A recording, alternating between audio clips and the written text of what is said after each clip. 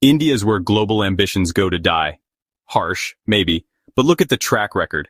Big foreign companies pour in billions, dreaming of tapping into a huge market of 1.4 billion people and walk away burnt, broke, and humiliated. And if you want the perfect symbol of this disaster, look no further than Formula One's ill-fated adventure in India, the Budd International Circuit. What was supposed to be a glamorous showcase of speed and modernity turned into a $400 million graveyard. And sadly, it's not just about racing. It's about how India's corruption, taxes, and bureaucracy keep killing big investments before they can ever succeed. Back in the early 2000s, Formula One was hungry for expansion. Bernie Ecclestone was looking eastward because Asia was the next big frontier. China was already on the calendar. Malaysia had the Sepang circuit, a Tilke-designed masterpiece that drivers loved. And with India's massive market of 1.2 billion people at the time, it looked like a no-brainer. Get a race in India, sell it as a mix of tradition and tech, and rake in the profits. What could go wrong? Well, as it turns out, everything. Talks started as early as 2003, but because it's India, land disputes, red tape, and endless paperwork dragged things out until 2007, when a deal was finally signed.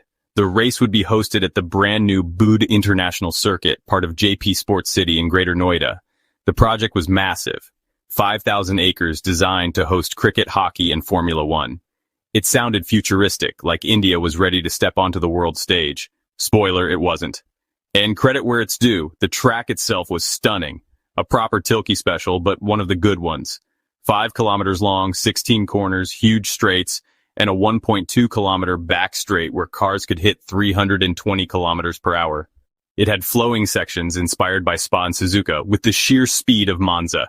Add 14 meters of elevation change in the first few corners, and you had a roller coaster on tarmac. Drivers loved it. Fans nicknamed the high-speed section between turns 10 and 12 Currybolica, a cheeky nod to Monza's Parabolica. But if the circuit was world-class, the process of building it was very, very Indian.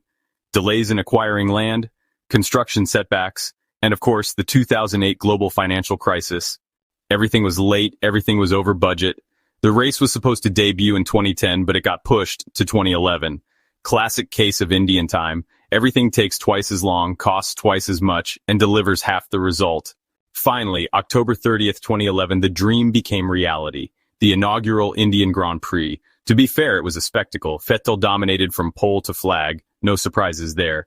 But the event had some genuine flavor. A stray dog ran onto the track during practice, which was so on brand for India it almost felt staged, as if the dog was a Bollywood extra. Narain Karthikeyan, the first Indian F1 driver, was back on the grid with HRT. Karan Chandok did a practice run with Lotus, and the crowd was into it. Over 90,000 spectators showed up, nearly filling the whole capacity. Not bad for a debut. But even then, the cracks were obvious. Construction wasn't finished. Power outages hit. Paint was literally drying on race weekend. Parts of the infrastructure looked like they were thrown together the night before. And oh yes, there was still a colony of bats living at the venue. Forget Formula One, this was starting to look like a Batman origin story. By 2012, the excitement was already fading. Vettel once again took pole and cruised to victory, but attendance dropped to 65,000, a third less than the year before. And the problems weren't just on track. Customs officials were holding up team equipment at the airport. Public transport to the circuit was a nightmare. Fans who made the trip complained about high ticket prices and poor facilities. Basically, the only thing moving fast in India that weekend was Vettel's Red Bull. By 2013, the writing was on the wall. Vettel won again, naturally, but only 60,000 people showed up. And before the race even happened, only 40,000 tickets were sold. The drop in attendance was catastrophic. High prices, boringly predictable outcomes, and a government that treated Formula One as some luxury entertainment for the rich killed the momentum. The organizers were losing $35 million every year. Hosting fees alone were $31 million, plus the insane cost of running the event. JP Group, the main backer, was drowning in debt, $11.7 billion by 2015. And the Indian government. Instead of helping, it made things worse. They refused to recognize Formula One as a sport, classifying it as entertainment so they could tax it heavily. Nothing says we support global sports like taxing it into extinction. On top of that, the government slapped F1 with corporate tax, arguing that teams had a permanent establishment in India because they arrived weeks in advance. So every bit of income connected to the Indian GP was taxable. Teams had to fight through insane import procedures just to bring in cars, spare parts, and even laptops. Some shipments were delayed so badly that personnel arrived hours before practice. Imagine running a global motorsport event like this. It was chaos. At this point, even the pit stops were faster than Indian customs. And so, after just 3 races, it was over. The Indian Grand Prix was put on so-called sabbatical in 2014. Spoiler alert, it never came back. Today, the Bud International Circuit is a ghost track. It occasionally hosts smaller races, and MotoGP tried its luck there in 2023, but faced the same issues: unfinished infrastructure, safety concerns, and government mismanagement. Basically, it's gone from Temple of Speed to Temple of Weeds. Now, you might think this is just bad luck, but no, it's a pattern. India has a long history of chasing big foreign investments, only to smother them with corruption and bureaucracy until they flee. Walmart? Pulled back. Carrefour? Gone. Nokia? Once had a massive factory in India, now abandoned. Even Coca-Cola has struggled with endless legal battles over land and water rights. The Indian market looks like a golden opportunity from the outside, but inside, it's a maze of red tape, shifting regulations, and officials looking for their cut. The sad truth is this: India has positioned itself as the graveyard of global investments.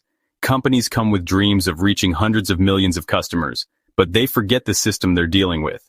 Taxes change overnight, land deals vanish in court disputes, licenses are delayed for years unless you know who to bribe, and when things go wrong, the government doesn't help. They point fingers and walk away. It's like playing Monopoly, except the banker keeps stealing your money. The Bud International Circuit is the perfect example, a masterpiece of engineering, loved by drivers, and with the potential to be a long-term fixture in Formula One. But thanks to endless red tape, sky-high costs, and poor planning, it collapsed almost immediately.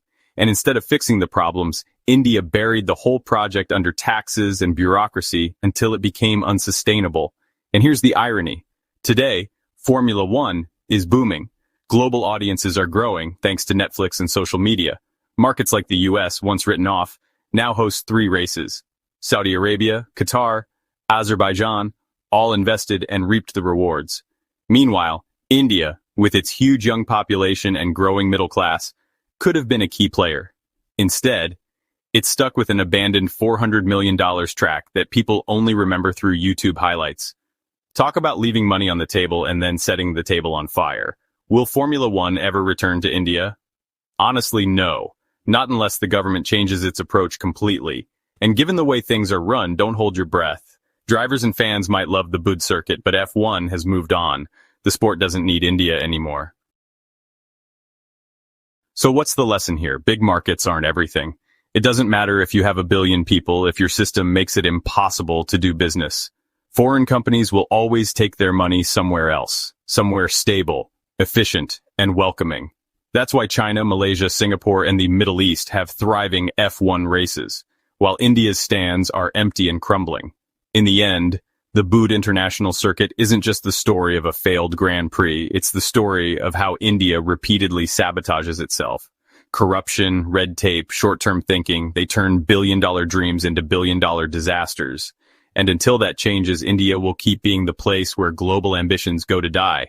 Or as I like to call it, the world's most expensive do not enter sign. So if you ever hear about another foreign giant planning a big, shiny investment in India, remember this: Formula One already tried, and it didn't just fail. It crashed, spun out, and ended up abandoned on the side of the road. If you enjoyed this breakdown and want more deep dives into the rise and fall of projects like this, don't forget to hit that subscribe button. More stories to come.